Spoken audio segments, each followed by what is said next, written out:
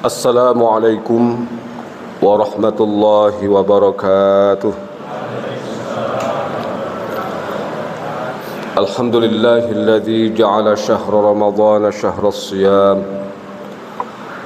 Wassalatu wassalamu ala khairil anam habibina wa syafi'ina Muhammadin sallallahu alaihi wasallam wa ala alihi wa ashabihi وأزواجه وذرياته ومن سار على نهجه إلى آخر الأيام.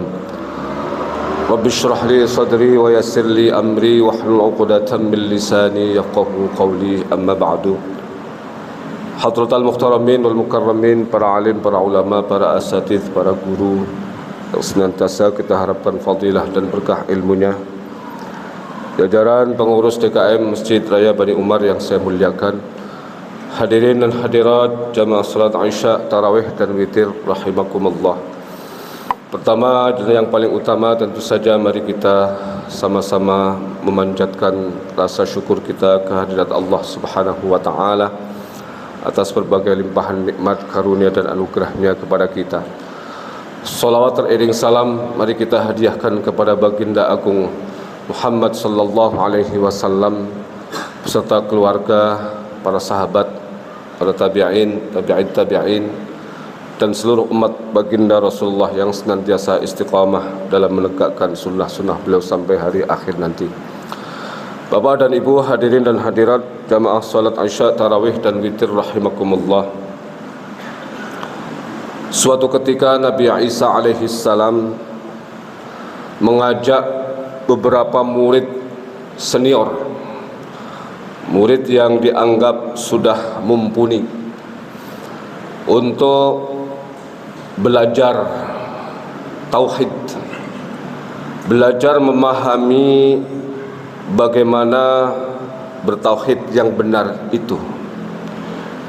Diajaknya lah murid-murid tersebut ke pinggir pantai, berkumpul di sana, dan setelah itu kemudian Nabi Isa meminta para muridnya memperhatikan apa yang beliau lakukan.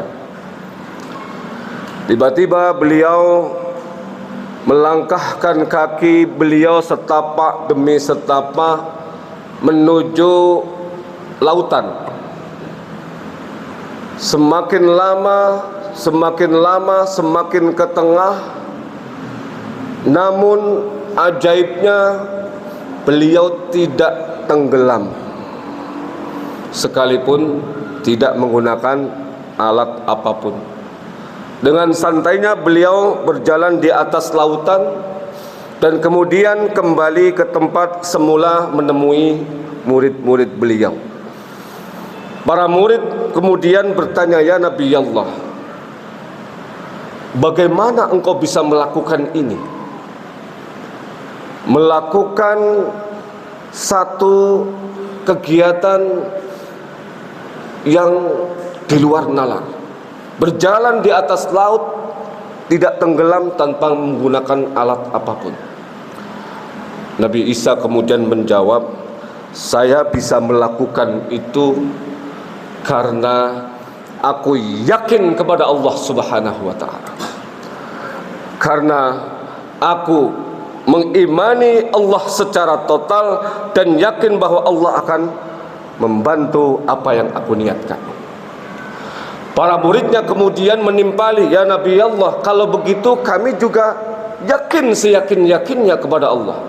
Iman kami juga total kepada Allah."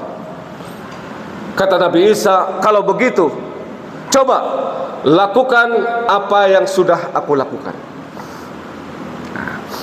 Akhirnya murid beliau satu persatu melakukan seperti apa yang dilakukan oleh Nabi Isa alaihi salam. Bu, ngantuk ya Bu? Kalau ngantuk obatnya gampang. Likulli da'in dawaun, setiap penyakit ada obat. Wa dawaul ngantuki jitakun. Ya. Dan obatnya ngantuk adalah kepalanya dijitak. Ya. Pasti bangun. Ya. Bangun tapi berantem sama sebelahnya yang jitak. Ya, ya artinya kan nggak ngantuk lagi. Ya. Jadi setelah itu murid-murid beliau mencoba melakukan apa yang dilakukan oleh Nabi Isa. Namun sayang, semuanya gagal. Hampir tenggelam, ditolong sama yang lain, terus satu persatu semuanya tanpa kecuali gagal total. Setelah itu kemudian Nabi Isa bertanya, wahai murid-muridku, kalian tadi mengatakan bahwa kalian yakin seyakin-yakinnya kepada Allah. Iman kalian total tanpa sedikit pun keraguan kepada Allah. Namun mengapa kalian gagal melakukan seperti yang apa aku lakukan? Murid-murid beliau kemudian menjawab, ya Nabi Allah, ketika kami masih di pantai, maka kami yakin kepada Allah dan kami tidak takut apapun kecuali Allah. Namun setelah berada di tengah lautan, tiba-tiba muncul rasa takut kami kepada ombak yang besar ini. Nabi Isa kemudian menyampaikan satu pesan, pantas saja kalian gagal karena kalian masih takut kepada makhluk Allah, takut kepada ombak, tetapi tidak takut kepada yang menciptakan ombak. Banyak orang yang masih takut sama bosnya, lebih takut sama atasannya dibandingkan kepada Allah. Betul Pak? Omongannya saja, saya takut kepada Allah, tapi giliran dipanggil adem ayem. Emang gua pikirin, nih cuan lagi, cuan-cuan nih, nah, lagi bisnis nih, ya, sibuk ya. Atasan sedang memanggil, sibuk urusan dengan atasan.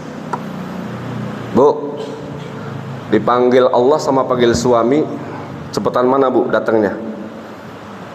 Panggil Allah tapi sholat, kalau panggil beneran tahu rasa nanti ya. Malaikat Jibril yang datang itu. Jadi intinya tauhid yang benar adalah bagaimana totalitas seseorang kepada Allah itu tidak boleh ada sedikit pun celah-celah keraguan. Tidak boleh sedikit pun ada ruang di mana dia ragu, dia kurang yakin kepada Allah Subhanahu wa taala. Dan dalam sebuah hadis qudsi sudah dinyatakan, ana inda dhanni abdi, saya sesuai prasangka hambaku. Ketika hambaku berprasangka bahwa aku pelit, maka bisa jadi rezekinya ya rezeki orang pelit. Ketika kita menyangka bahwa Allah maha kaya, maha memiliki semuanya, sekalipun semua manusia krisis, negara kena resesi, tapi kita yakin seyakin-yakinnya Allah tidak akan pernah krisis. Allah adalah zat pemilik semuanya yang maha kaya, maka seperti itulah yang terjadi. Karena tauhid itu adanya di sini Pak, menyangkut bagaimana keyakinan kita kepada Allah. Dan jaminan dari orang-orang yang istiqamah di dalam tauhid ini, mengimplementasikan nilai-nilai tauhid ini dalam Al-Ahqaf ayat 13. A'udzubillahi minasyaitonirrajim. Innal ladzina qalu rabbunallahu tsumma istaqamu fala khaufun 'alaihim wala hum yahzanun. Sesungguhnya orang-orang yang mengatakan Tuhan kami adalah Allah, tsumma istaqamu, kemudian istiqamah di dalam pernyataannya itu lewat perbuatan nyata, dedikasi dan loyalitas yang berkualitas, maka apa? Ada dua jaminan dari Allah dalam ayat ini. Fala khaufun 'alaihim wala hum yahzanun.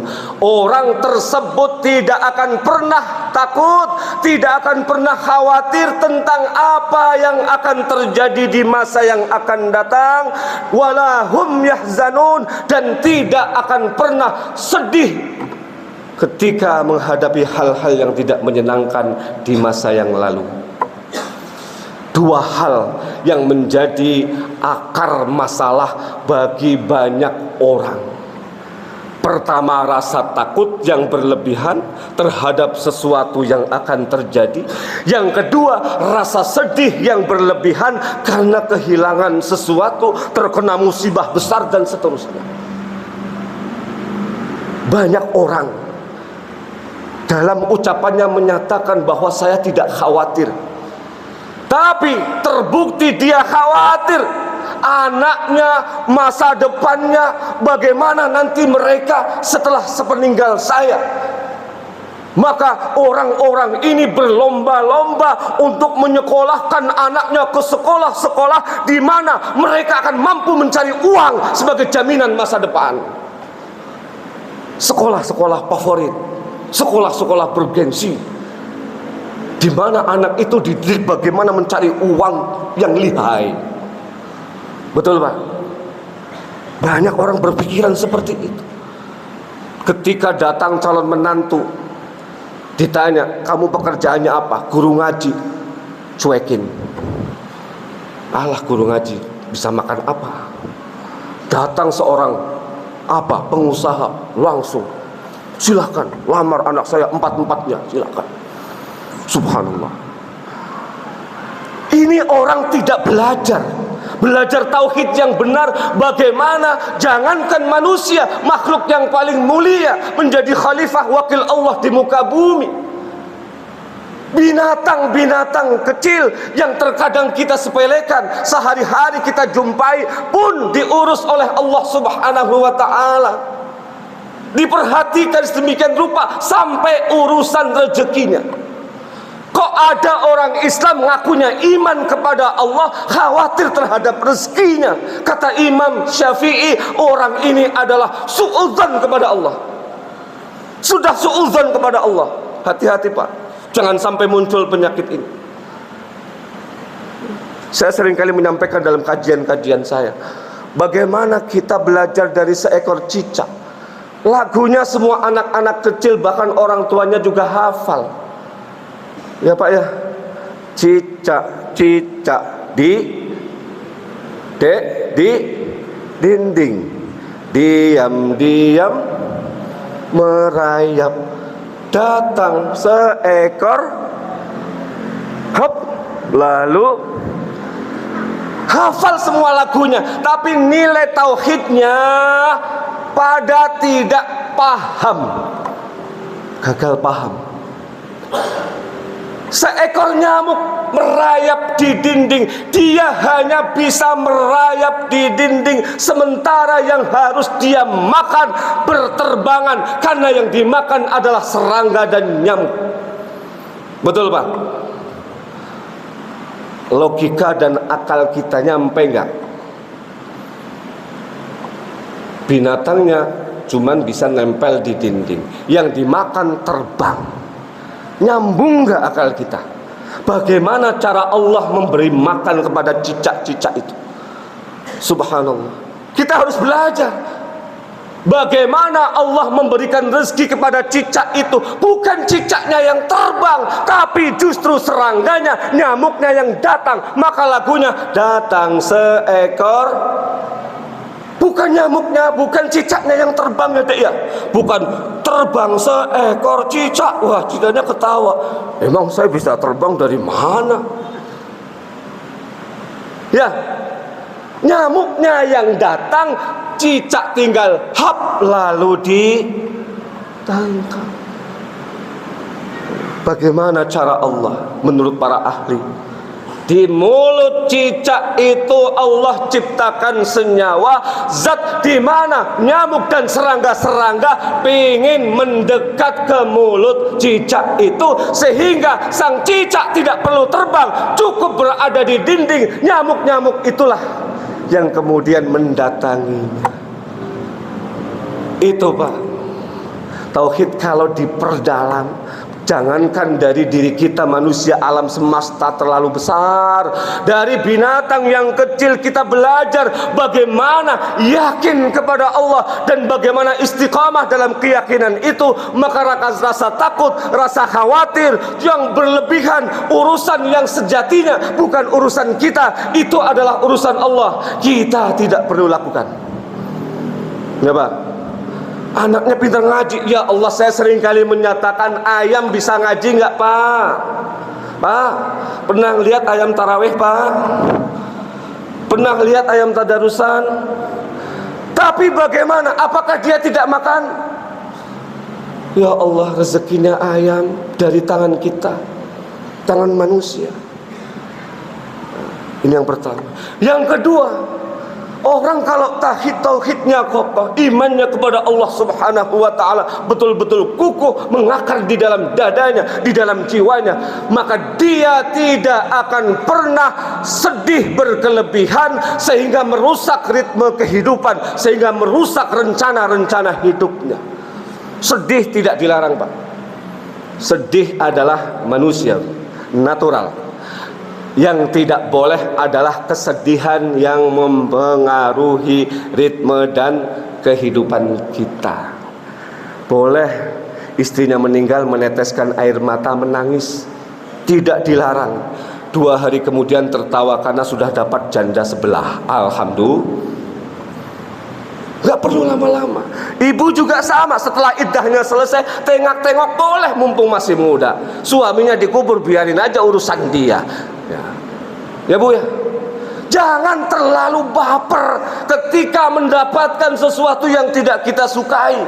Baper, sedih berlebihan itu salah satu penyakit hati yang akan menyebabkan manusia tidak produktif, yang akan menyebabkan orang pesimis, orang tidak memiliki ghirah dan etos untuk bekerja, untuk beraktivitas. Karena kesedihan akan merusak semuanya, Pak. Betul. Bangkrut, bangun lagi. Mukanya jelek, alhamdulillah, hatinya yang penting baik. Daripada mukanya ganteng, hatinya kayak genderuwo, ya. Apa? Kesedihan berlebihan. Saya pernah menyatakan berkali-kali di dalam kajian di Masjid Bani Umar juga, bagaimana kita harus belajar dari Umar bin Abdul Aziz. Beliau suatu waktu diuji oleh Allah dengan ujian yang sangat besar. Putra kesayangannya meninggal dunia. Bu, kalau kira-kira punya putra dan kebetulan putranya yang paling disayang meninggal dunia, sedih nggak Bu? Sedih, boleh. Nangis nggak? Nangis boleh. Umar bin Abdul Aziz nangis, sedih, dan mengucapkan kalimat bela sungkawa Islami, inna lillahi wa inna ilaihi raji'un. Tapi hanya berlangsung sekejap, tidak lama. Setelah itu muka beliau berangsur-angsur, berseri-seri, dan pada akhirnya tersenyum dan mengucapkan kalimat alhamdulillahirabbil alamin, kalimat syukur. Maka ini yang kemudian memunculkan pertanyaan, wahai Amirul Mukminin, ketika kami menyaksikan engkau menangis dan mengucapkan inna lillahi wa inna ilaihi raji'un, kami maklum, karena seperti itulah sikap dari semua orang yang terkena musibah. Tetapi yang kami heran adalah setelah itu engkau mengucapkan kalimat syukur, alhamdulillahi rabbil alamin. Ada apakah gerangan wahai Amirul Mukminin? Kata Umar bin Abdul Aziz, ketika aku meneteskan air mata dan mengucapkan kalimat inna lillahi wa inna ilaihi raji'un, itu adalah ekspresi kesedihanku sebagai seorang ayah yang ditinggal mati oleh belahan jiwanya. Namun setelah itu aku sadar bahwa putraku bukan milikku. Putraku bukan milikku. Dan ketika pemiliknya yang sejati, pemiliknya yang hakiki mengambil miliknya, mengapa aku harus sedih? Betul Pak? Kalau ada orang nangis kejar, ditanya kenapa kamu nangis, mobil tetangga diambil orang, kira-kira kita nganggap orang itu waras apa kagak Pak? Orang mobilnya orang diambil, kita yang nangis, kan aneh Pak. Umar bin Abdul Aziz mengajarkan kita seperti itu. Ketika sesuatu yang bukan milik kita diambil oleh pemiliknya, mengapa kita harus bersedih? Apalagi kemudian kata Umar bin Abdul Aziz, aku lebih menyadari lagi bahwa putraku ini yang paling aku sayangi ini menjadi sebab semakin mahabbahku kepada Allah berkurang. Karena mahabbahku kepadanya sudah berlebihan, maka ketika penyebab mahabbahku kepada Allah berkurang diambil oleh Allah, seketika itu pun terucap kalimat syukur dari mulutku, alhamdulillahi rabbil alamin. Indah ya Pak ya, indah sekali. Indah sekali orang kalau sikap dalam mengimplementasikan tauhid itu dikembalikan semuanya kepada Allah. Betul, fala khaufun alaihim walahum yahzanun. Hidup ini akan senantiasa indah, hidup ini akan senantiasa penuh dengan aroma yang menyenangkan, hidup ini akan senantiasa berjalan dengan optimis dan senantiasa sesuai dengan kehendak Allah. Dan tentu saja mudah-mudahan itu sesuai pula dengan keinginan kita. Mudah-mudahan apa yang saya sampaikan ini bermanfaat, khususnya untuk Al-Fakir sendiri dan untuk jamaah sekalian. Allahumma fiqh ila qawmit thariq. Assalamualaikum warahmatullahi wabarakatuh.